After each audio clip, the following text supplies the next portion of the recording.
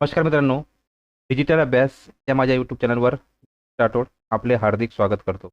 मित्रांनो, यापुढे शासकीय कर्मचाऱ्याचे पगार हे DBTद्वारे होणार आहे. म्हणजेच आपल्या आधार कार्डला जी बँक लिंक असेल त्यामध्येच आपला पगार होणार आहे. तर आजच्या व्हिडिओमध्ये आपण आपल्या आधार कार्डला कोणती बँक लिंक आहे, म्हणजेच आपला पुढील पगार हा कोणत्या बँकेमध्ये होणार आहे याविषयी सविस्तर माहिती आपण आजच्या व्हिडिओमध्ये जाणून घेणार आहोत. तर यासाठी गुगल क्रोम ब्राउझर ओपन करायचा आहे आणि सर्च बारमध्ये आपल्याला टाईप करायचं आहे UIDAI. त्यानंतर सुरुवातीलाच UIDAI.gov.in वेबसाईट दिसेल, यावर आपल्याला क्लिक करायचं आहे.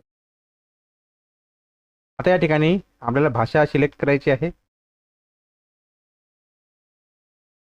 त्यानंतर माय आधार या ऑप्शनमध्ये या ठिकाणी बँक सीडिंग स्टेटस हे ऑप्शन दिसत आहे, यावर आपल्याला क्लिक करायचं आहे.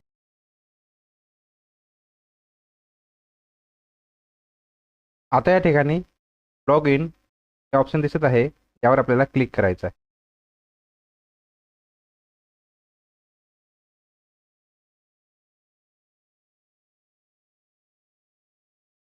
आता या ठिकाणी आपला आधार क्रमांक टाकायचा आहे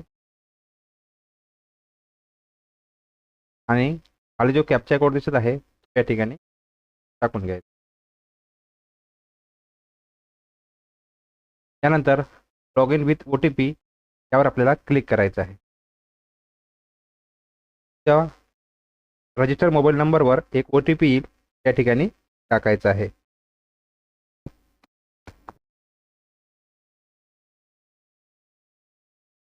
OTP टाकल्यानंतर लॉग इन या ऑप्शनवर आपल्याला क्लिक करायचं आहे. त्यानंतर बँक सीडिंग स्टेटस यावर आपल्याला क्लिक करायचं आहे. माझ्या आधार कार्डला स्टेट बँक ऑफ इंडिया आणि बँक सीडिंग स्टेटस या ठिकाणी ॲक्टिव्ह दिसत आहे, म्हणजेच माझा यापुढील पगार हा स्टेट बँक ऑफ इंडियामध्ये होणार आहे. या ठिकाणी ती बँक आपल्याला दाखवत असेल त्याच बँकेमध्ये आपला पगार होणार आहे. सर्वांनी आपल्या आधार कार्डला कोणती बँक लिंक आहे अशा प्रकारे चेक करून पाहायचं आहे. आपला पगार त्याच बँकेत